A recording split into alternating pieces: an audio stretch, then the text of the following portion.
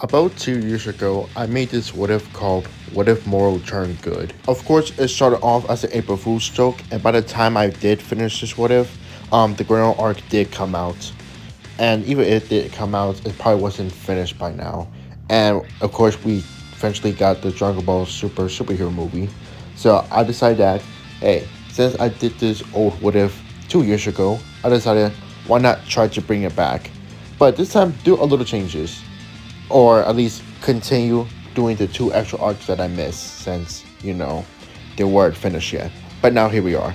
But I'm also going to do something new since I do like the old one, but I feel like I could do a lot better. So we'll try this what if again. So if you like this what if, leave a like, subscribe, leave a comment. It's free. You can always change your mind. Now enjoy the video. Now let's get this started.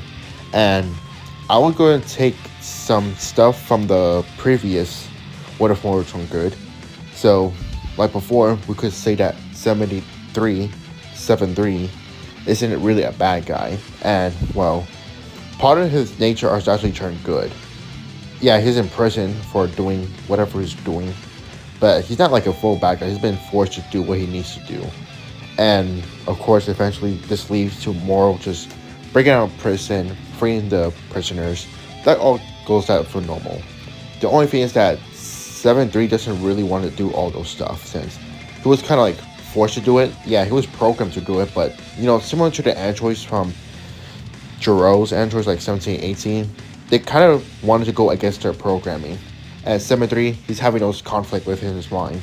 He doesn't want to do what his creator wanted to do. He doesn't want Moro want him to do. He wants to do his own thing. And by the time he does find out freedom, he decided that he's going to stay on Earth. So, even though he doesn't talk much, he does shows that he would have to stay on Earth. He don't want to die by Moro's hands or just be used like a puppet. So, he either one, just be used as Moro's toy, or second, join the Sea Fighters and at least try to fight back Moro's goons. Which, nobody trusts 7-3, but seeing the conflict he's been through, Piccolo and Gohan decided that he could join in. His power is pretty useful. So, right now, everyone begins to prepare, this time having 7-3 on their side. And with 7-3 on their side, it's pretty good because 7-3 could copy one of the Sea Fighter's abilities and use it against Moro. However, it's best that he just used Gohan and Piccolo's power since those two are the really, basically the only strongest people right now on Earth besides Goku and Vegeta since they're off-world. And eventually the day arrives when Moro does arrive in. Hearing about 7-3's betrayal, he's pretty upset about this. No matter, he has no use for him. Well, at least for one use he has for him. He could still eat him. He could still get his powers. And he decided that he's going to do it now since he don't have the time to do it ever again. So he rushes at 7-3. He isn't going to even try to fight him. He's going to go gobble him up. But before he gets a chance to reach him, Gohan and Piccolo appears and fight the Goat Man. Of course, Piccolo wouldn't stand any chance, same with Gohan. But, however, that is their canon selves. With 7-3's training, they got a little bit stronger. Well, I want to say a lot stronger. Like, if you mash them out stronger to the point that they get able to defeat Moro, no. They just got strong enough to at least able to do some damage to him. And it does help, which Moro does fight both of them at once. And eventually 7-3 also came in. Although 7-3 has to be careful because he don't want to get eaten, and they don't know why Moro was trying to attack 7-3.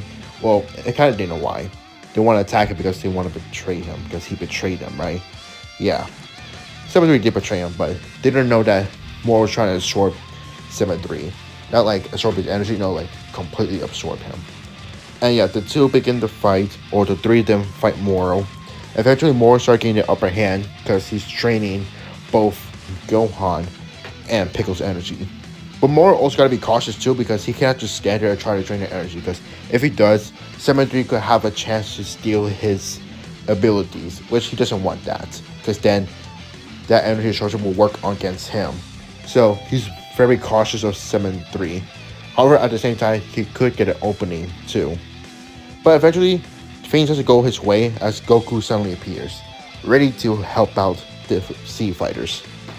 Moro and Goku's battle begin to go as normal. However, since Moro's a lot stronger, he might actually have to a slightly easier time against Goku. He wouldn't have too much struggle. Until Vegeta shows up, able to beat up Moro. And while Moro has a lot more energy, it still wouldn't do much. And of course, Moro's upset that he's losing. However, he still got his trump card, 7-3. He's still there. And before anyone could react, Moro lifted up his hands as the Earth core lava bursts out to the ground, hitting everyone except for 7-3. And quickly, Moro flies over to 7-3. 7-3 tries to fight back, but it's no use, as the android's been gobbled up like a turkey, consuming the android. And as Moro transforms, not only gets a lot more powerful, but all of a sudden, he just felt very differently. No, he doesn't felt like the same way. Of course, everyone's terrified by Moro's power, but some reason it's not as malicious as it was. Because originally Moro's, yeah, they still felt the screaming souls of Moro energy, but as for any malicious energy, well, it kind of like decreased a large amount. Moro has no idea what just happened, which Piccolo theorized that since 3 was kind of like conflicted as not really a bad guy, I guess some of that traits affected Moro. And it's kind of shocking because that means that, does that mean that Moro just suddenly turned good? Vegeta doesn't believe that for a second and goes to attack Moro, which Moro is on the defense, casually keeping up with Vegeta, but not killing him. He's just confused, that's all. He isn't cocky, he isn't, eager or happy, he just completely confused and conflicted himself. Like, he has no idea how in the world he felt this way. Like, how the android affected the great magician Moro. And eventually Moro does defeat Vegeta, but he doesn't kill him. He just stood there, just confused. Goku approaches him, trying to see how Moro is. And as the two begin to chat, Moro decided that he just felt like doesn't want to eat any planets or life anymore. Like, yeah, it's kind of weird for him to say that out of his mouth, but he just felt suddenly like, he doesn't want to do those bad stuff anymore. Of course, everyone find it hard to believe since they don't want to instantly believe that Moro just turned good, but they'll see. But it's kind of weird in a way. But Goku being Goku, he's glad that Moro actually does somewhat turn out to be a good. Well, at least in a weird way, a weird situation they had to be in. So, with Moro somewhat stop his rampage, they're able to use the Dragon Balls to revive everyone that was killed by Moro.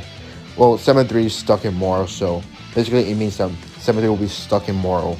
So that's kind of sad. They just lost an ally, but they also gained a new one. Well, at least they think so. At least Goku thinks so, not everyone else. They just still feel him as a threat. But it's kind of similar to Piccolo in a way, because what Moro basically do is he just leave Earth. Not only that, but he doesn't really cause trouble. He just hiding in the shadows, doing who knows what, whatever. But they know that he's not attacking the people. Of course, the Galactic Joe wants to find Moro and just contain him. Same thing with the Grand Kai, but at this point, since Moro's so strong, they're not going to be able to do anything to Moro. And plus, Moro's not really doing anything right now. What does Moro feel? Well, at first, he's just angry at himself for that. He should have absorbed 7-3. He should have never absorbed him, since now he just felt this way. But then after that anger just turned to like confusion of why he felt this way. And then last he just felt guilt. Well, he felt more than just that. He just felt completely conflicted by so much emotions. But right now, Moro just not doing anything. He's just hiding in the shadows, just hiding from the Galactic Patrol.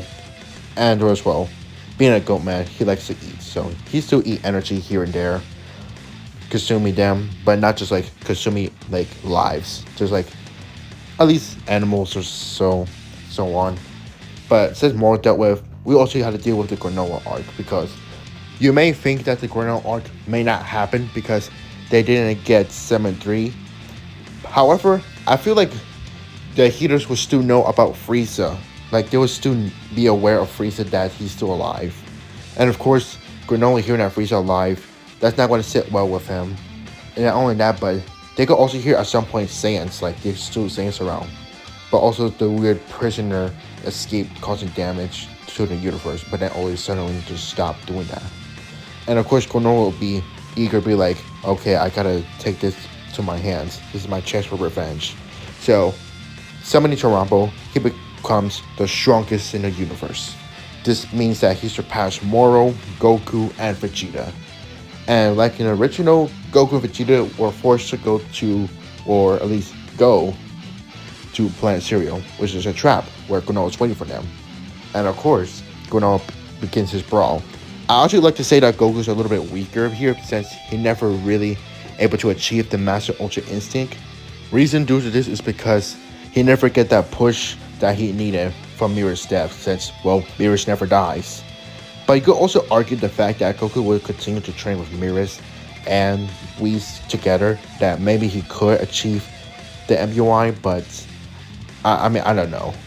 But even if he doesn't have it or not, he still get one shot by Granola. Ultra Ego Vegeta comes in, trying to wrestle Granola. However, he doesn't stand a chance, and just before Granola's about to shoot Vegeta, and everyone sends a powerful energy. And Granola, his eyes widen. He felt the screams of many souls. He has no idea what is this, but this energy is terrifying. Is that Frieza? No, that's not Frieza. Because soon after, a giant goat man lands, which is Moro. Everyone's shocked what Moro's doing here. Moro said he sends a powerful energy from here. He says Goku and Vegeta, fighting someone that's almost powerful than him. No, completely powerful than him. And of course, it's Granola. And Granola, seeing the same galactic prisoner he heard from the heaters, this is his chance to also get rid of this guy, since this guy is also a big threat, almost as big as his friend Frieza. So he also begins to attack him. And of course, Moro wouldn't really stood a chance. And if you will think that Moro was able to grab Granola's neck, no. Granola will see Moro's vital points, including the weak spots, so he will also shoot down the crystals. He doesn't know why those are weak spots, but his eyes tell him it is. So Moro wouldn't even have a chance to be Granola's abilities. So which is also bad for him. However, he still got his magic. So I could also see him boosting Goku Vegeta's power to at least rejuvenate them. Of course, they don't know whether they should help Granola or they should help Moro. But to be honest, they had no idea, so they just think that Vegeta think that they should just fight each other.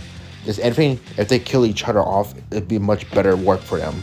But Goku doesn't think so, so he actually decided to jump in, helping Moro, which surprises Moro. But Goku told him to focus, so Moro doesn't really need Goku's help, but whatever. The two begin to team up against Granola, but Granola is getting stronger and stronger. But before the fight could even get really heated up, Monaito appears, telling Granola about everything. Also pretty much terrified seeing Moro, but after they explain what happened, he's also confused by the situation. And even Granola too, like he has no idea what's going on. But then the sky turns dark, as then Gas has become the next strongest of the universe, stronger than Granola even. And now, our four heroes have to deal with another strongest in the universe. Will they succeed? Well, this is where we just what if for now. It's pretty good for now, and yeah, I hope you enjoyed this video. Make sure you like, comment, subscribe. It's free. You can always change your mind. Thanks for watching. See ya.